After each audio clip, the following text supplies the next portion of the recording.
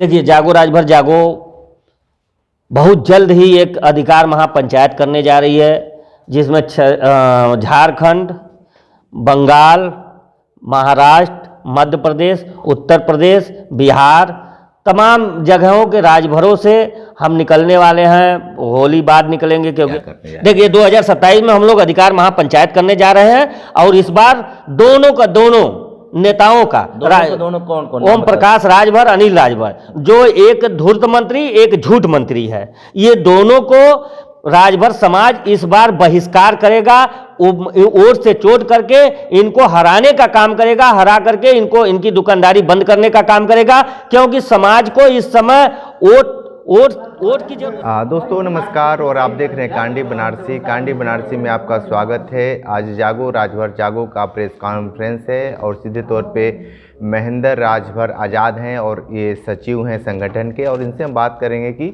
आखिर क्या ज़रूरत पड़ गई कि आज प्रेस कॉन्फ्रेंस करना पड़ा। महेंद्र जी, क्या ज़रूरत पड़ी है कि आज प्रेस कॉन्फ्रेंस कर आज मीडिया के सामने रूबरू हुए हैं?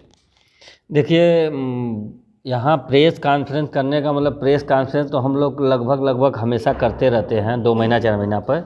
ये है कि जब कोर्ट में हमारा जब भी सुनवाई होता है, कोर्ट में जो भी प्रक्रिया आगे बढ़ती है, तो हम 3 जनवरी को केस की सुनवाई थी, उस दिन नोटिस इशू हुआ है।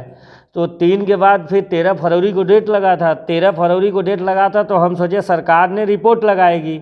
तो सरकार का क्या हुआ कि हमारी फाइल नंबर पे नहीं आई।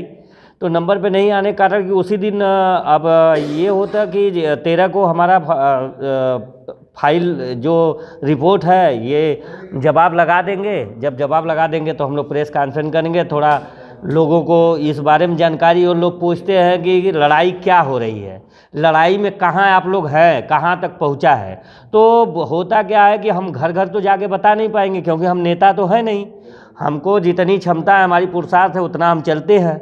हम एक संगठन चला रहे हैं। संगठन चलाने का नतीजा है कि आप देखेंगे बीजेपी वाले भी कहते हैं कि ये लोग विपक्षियों से पैसा लेते हैं, और हमारे समाज के जो नेता हैं, हमारे समाज के जो उनके कार्यकर्ता, चाटुकार कहा जाए, उनके जो पिछलग्गू हैं, वो कहते हैं कि ये विपक्ष से या दूसरे पार्टियों से पैसा लेकर चलते हैं। अगर आज पैसा रहता तो हम भी गांव-गांव जाते, लोगों को बताते कि ये नेता आपको गुमराह कर रहा है। ये नेता जितने हमारे समाज को गुमराह कर रहे हैं, ये अपने परिवार के बेटे को आगे बढ़ा रहे हैं। एसटी आरक्षण का जो फाइल है वो अब किस स्थिति में है, ये बताइए। देखिए, आपको हम बताएं कि एक रिपोर्ट सर्वे करके सरकार ने सर्वे किया, उसमें 702 गांव का सर्वे किया। 702 गांव में ये क्लियर नहीं कर पाया। क्लियर इसलिए कि ये कर रहा है कि अभी पूर्णतः इसमें जनजाति नहीं पाए जाते हैं, तो इसका कहना है। दूसरी बात कि एक हम लोगों के साथ अफवाह उड़ा दिया कि कुछ हमारे ही समाज के लोग थे जिन्होंने कहा कि रोटी बेटी का रिश्ता ला के रख दिए कि रोटी बेटी जो गोंड समूह की उप जनजाति है, और इसमें ये लोग किए गया कि उप जनजाति को उपजाति बता के रोटी बेटी का रिश्ता दिखाए। तो गोंड और राजभरों का रोटी बेटी का रिश्ता है नहीं। इसी को दिखाते हुए, हवाला देते हुए, ये अपने को पल्ला झाड़ते हुए ये केंद्र सरकार को के पाले में गेंद फेंक दिए हैं कि ये केंद्र सरकार समझे। अब हम लोगों ने इसी को, जब हुआ तो डिस्पोज फाइल हुई, तो हम लोगों ने उसको चैलेंज किया है। फिर हाई कोर्ट में, हाई कोर्ट ने, आपको बता दें, राष्ट्रीय जनजाति आयोग, राष्ट्रीय वो RGI, क्या है, जनजाति कार्य मंत्रालय, समाज कल्याण विभाग, और वो सचिव, सबको, निदेशक, डायरेक्टर, सबको नोटिस हुआ है कि आप लोग जवाब लगाए। तो 13 को जवाब लगाना था, 13 को फिर फाइल नंबर पे नहीं आया तो नहीं लगा पाए। अच्छा, एक बात बताइए कि आपके समाज के नेता हैं और खासकर सरकार में भी हैं, ओम प्रकाश राजभर जी हो गए, अनिल राजभर भी हो गए, और भी तमाम नेता लोग हैं। ये लोग खोलकर SC आरक्षण को लेकर क्यों नहीं आ पा रहे हैं? और ये भी आपके ऊपर आरोप लगाए जा रहे हैं कि जैसे चुनाव की सरगर्मी बढ़ती है तो आप लोग का आरक्षण का जो आवाज़ है, प्रेस कॉन्फ्रेंस है, और दोनों नेताओं के ऊपर आरोप प्रत्यारोप लगाना शुरू कर देते हैं। देखिए, सबसे बड़ी बात कि सवाल किससे किया जाता है। सवाल सत्ता से किया जाता है, विपक्ष से नहीं किया जाता। आज रामाचल जी, कमलाकांत जी हों, चाहे रमाशंकर विद्यार्थी हों, आज समाजवादी की अगर सरकार बनेगी तो हम समाजवादी के उन्हीं दोनों नेताओं, तीनों नेताओं को ही सवाल करेंगे। और रही बात कि आप कह रहे हैं कि दो ही नेताओं को, तो हम बीजेपी के सारे नेताओं को कहते हैं, दो नेताओं को इसलिए कहते हैं कि एक 22 मार्च 2015 को कटिंग मेमोरियल के मैदान में बोला था कि चलो आज़ादी मिलने वाली है, अधिकार पाओ रैली करा के, भीड़ जुटा कर भाजपा में ज्वाइन होकर के और भाजपा से टिकट लेकर मंत्री बनने के बाद राजभर समाज के मुख्य मुद्दे को भूल कर, कहा जाए कि दरकिनार करके, वो अपनी सत्ता की मलाई खाने का काम किए। और दूसरा नेता 27 अक्टूबर 2002 को यही महाराजा सुहेलदेव के पार्क में पार्टी का गठन किया। गठन करने के बाद राजभर समाज को गुमराह करते करते अपने तो सत्ता में आ गए, सत्ता की मलाई खा रहे हैं, लखनऊ में बैठ के सत्ता की मलाई खा रहे हैं, दिल्ली में जाके गुलदस्ता लेके हाजिरी लगा रहे हैं, और जब बैठे बैठे रहेंगे तो जनजाति मंत्रालय को लेटर लिख देंगे कि अधिसूची करने के संबंध में। अरे भाई, जब यहाँ से प्रस्ताव ही नहीं जाएगा तो अधिसूची कहाँ से होगा? इसका जो प्रोसीजर है उस हिसाब से न फाइल बढ़ेगा। तो ये लोग कहते हैं ये इनका बेटा एक दिन इसी जनजाति मंत्रालय के लेटर को आगे सेंड करके सोशल मीडिया पर लगा के कहा पहल जारी है। हमके जब पहल जारी रहता तो ये रिपोर्ट क्यों गलत सलत सरकार लगाती?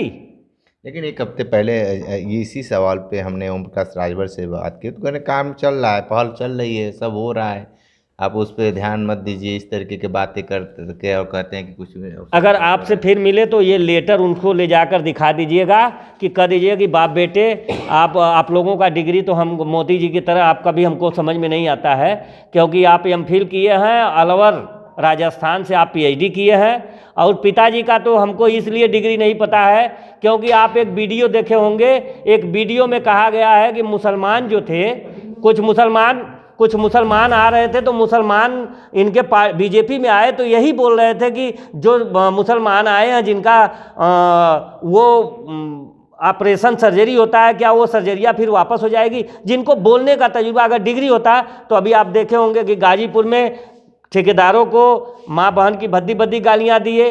अभी आप बलिया में देखे होंगे 2017 के चुनाव वाले में, उसमें स्वयं बीजेपी वालों को गाली दिए। तो उनकी कौन सी हम बात करें? तो ये उनसे कह दीजिए कि अगर कुछ पढ़े हैं अच्छी तरह तो ये दोनों लेटर उनको पढ़वा लीजिएगा कि आप लोग पहले तो पढ़ लो, आरक्षण के बारे में जानते नहीं हो, तुम लोग राजनेता हो तो राजनेता करता क्या है, मुद्दा जानता है, मुद्दे के गहराई तक नहीं जाता है, बस उस मुद्दे को लेकर आगे बढ़ता है, जिससे समाज अंधाधुंध उसके पीछे।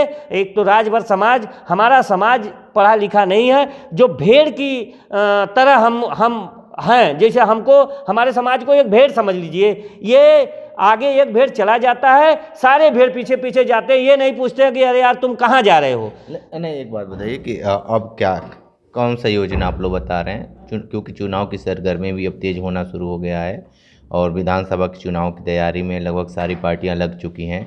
जागो राजभर जागो संगठन किस तरीके से राजनीतिक पार्टियों को लेकर किस तरीके से रणनीति बना रही है? देखिए, जागो राजभर जागो बहुत जल्द ही एक अधिकार महापंचायत करने जा रही है, जिसमें झारखंड, बंगाल, महाराष्ट्र, मध्य प्रदेश, उत्तर प्रदेश, बिहार, तमाम जगहों के राजभरों से हम निकलने वाले हैं। होली बाद निकलेंगे क्योंकि हमारा एक सर्जरी है, वो उसके कुछ उससे परेशानी हो रही है, वो सर्जरी कराना है। उसके बाद हम लोग प्रदेश में निकलेंगे और समाज के लोगों से हमारा बातें चल रही हैं। लोग कह रहे हैं कि मेरे यहाँ आइए। अब बताइए कि लोग कहते हैं कि महेंद्र राजभर विपक्ष से पैसा लेके चलता है।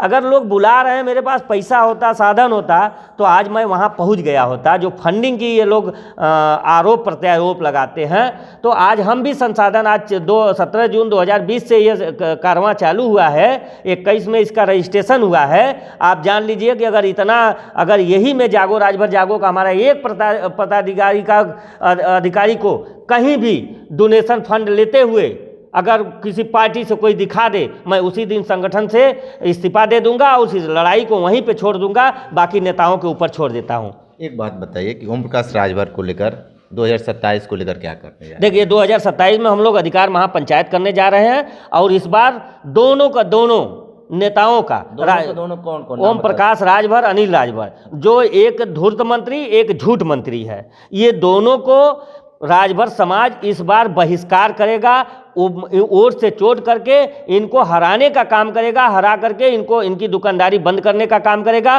क्योंकि समाज को इस समय वोट की जरूरत, हमारे समाज को वोट से ज़्यादा हमारे समाज को नोट की जरूरत है। क्योंकि अगर शिक्षा में रहता, अगर आज जो हाई लेवल का शिक्षा लेने के लिए नोट की ज़रूरत होती है, हमारे समाज के पास आर्थिक संसाधन नहीं है, जिस कारण से वह हाई लेवल का जो क्वालिफिकेशन है, हाई लेवल का जो पढ़ाई है, वो हमारा समाज नहीं कर पाता है। इसलिए इन सबों को गुमराह करने से रोकना होगा। क्योंकि जिस दिन ये सब चुनाव हारेंगे उस दिन राजभर समाज के चटाई पे आएंगे, तब राजभर समाज के बातों को ये सब मानेंगे और राजभर समाज के साथ लड़ने का काम करेंगे। जब तक ये सत्ता में मलाई खाएंगे तब तक राजभर समाज के हक अधिकार की बात नहीं करेंगे।